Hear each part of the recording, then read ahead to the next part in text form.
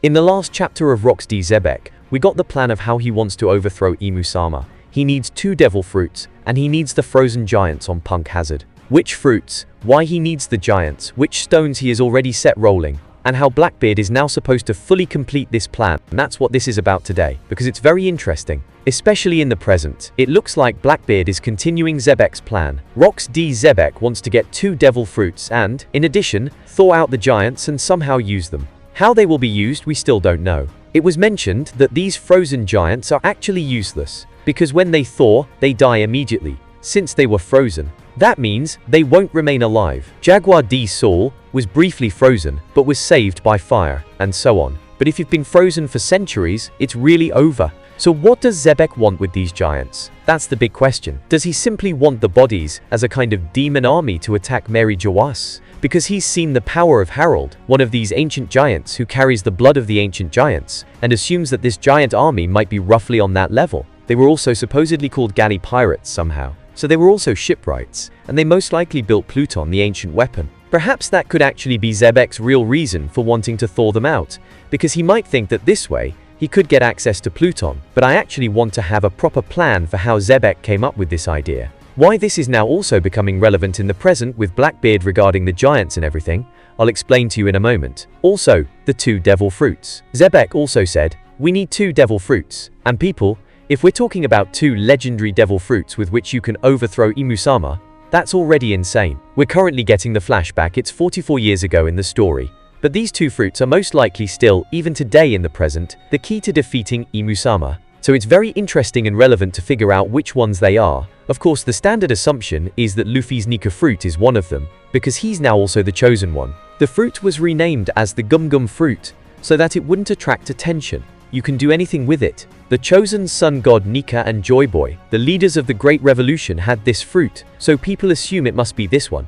And the other one, maybe the one that Loki has eaten now because Zebec knew about it, that's what he meant. This other fruit is supposedly on Elbaf. It's probably the fruit that was kept in the chest of the Giant King's family, passed down from generation to generation, never eaten for whatever reason. That would be the other fruit. Now the question is it really the Nika fruit? And did Loki really eat the fruit that was there on Elbaf? In the flashback 14 years ago, we saw a silhouette in front of that chest. Loki also has a devil fruit, because he's always weakened by sea stone chains. But some people think that the fruit there on Elbaf was swapped at the last moment, and that the real fruit on Elbaf was actually the Nika fruit, the real Gum Gum Nika fruit, which then went on a journey and passed through several hands without being eaten. Who knows? We still need to get that clarified. Nevertheless, it's now interesting to take a look at Blackbeard's moves, knowing that Zebec, his father, absolutely needed 2 devil fruits in order to overthrow Imu-sama. Maybe they're completely different fruits. Maybe we're totally on the wrong track, and he actually means something like the Ope no me the one Law has,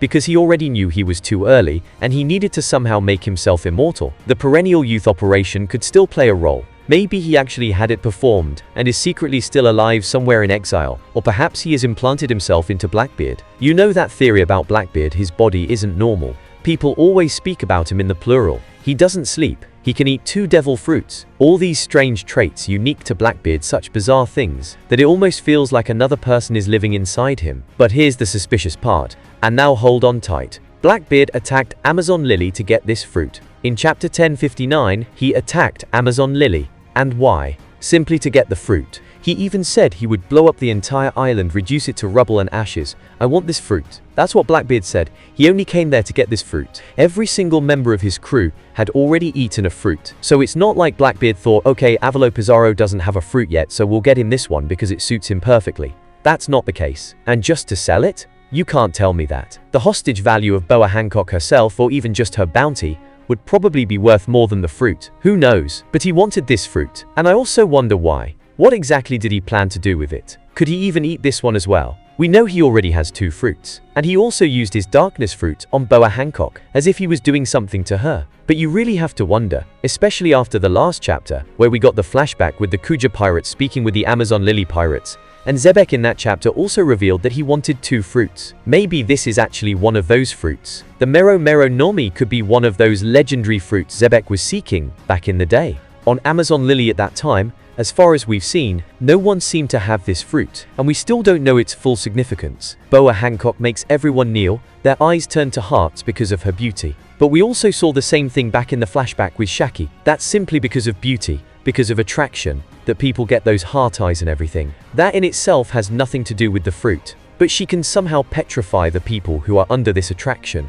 And I wonder, or rather, there must be other applications for it. What if Blackbeard has this fruit? For example, no one would be standing in front of him with heart eyes, so he wouldn't be able to petrify them that way. So there must definitely be another reason. Maybe this petrification is actually an important key. I've even believed that this fruit could have something to do with the red line, that maybe you could petrify other things with it, or even create stone. Blackbeard couldn't kill Boa Hancock either, because Van Auger and Katarina Devon, who were also petrified by Boa Hancock at that time, wouldn't be restored. Boa Hancock herself said, "If you kill me, they'll stay stone forever." So it's really a fruit that provides a kind of safety. And now imagine the previous owner of this fruit might have turned Zebec into stone. I think it could be that such a person remains archived, so to speak. You could theoretically de-petrify them 200 years later, and they'd come out exactly as they were when they were turned to stone. Maybe that's the key. Maybe there's even a petrified Zebec in a basement somewhere. Who knows? Why did Blackbeard absolutely want this fruit? Did he only want to preserve something that was petrified? He himself seemed surprised by the fact that petrification remains permanent. That's why I don't believe that's the only reason. There must be a deeper purpose.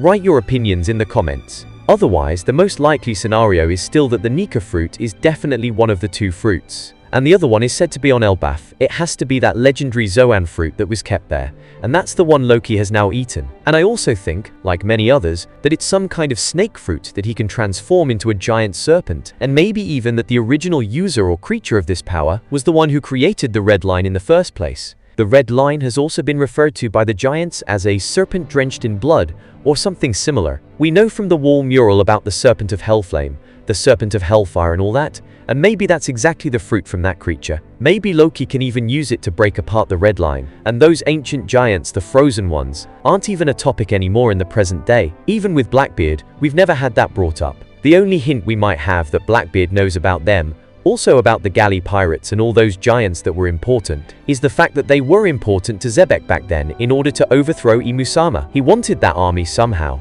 but it was never mentioned in Blackbeard's present-day storyline. So we don't even know if Blackbeard ever knew Zebec's plan, or if he even knows that Zebec is his father. But let's assume he's informed and aware. Maybe Zebec is even inside him, and he knows the plan exactly. Then the only clue we have to that is that Blackbeard lured Gecko Moria there. He captured Absalom, using it as bait to lure Gecko Moria, even though Absalom was already dead. Shiryu had eaten his fruit, and Gecko Moria was basically given a gun to his chest. Join us, or die. Why? Because they needed his ability, his fruit. What would they want with the Shadow fruit? Well, Blackbeard has the darkness fruit, so he can create darkness, and then equip a dark zombie army with powerful shadows, which he could then unleash at will, because Blackbeard can also store things in his darkness, and bring them out on command. So if he had already stored such a zombie army and then marched into Mary Jawai's and released them, that would be a huge move. Plus, with the galley giants, the frozen ones, you could potentially revive them using Gecko Moria's fruit. But Gecko Moria has already escaped from Hachinosu, and that plan failed, just like with Boa Hancock. I find it a shame that Blackbeard couldn't pull it off. He really wanted Boa Hancock's fruit, but at the time he failed, because Rayleigh showed up. I wonder if at some point it will be brought up again why he wanted Boa Hancock's fruit, whether he might still get his hands on it someday if the opportunity arises, and what's really going on with Gecko Moria. We'll find all that out soon. We're gonna get a new chapter soon, maybe even the spoilers later this week, people, so stay tuned. I'll also be making another video about the Rocks Pirates, each and every member, what they're doing, what they've done, and where they are today. Very interesting, so leave a like. I wish you all a wonderful day. Take care. See you. Bye.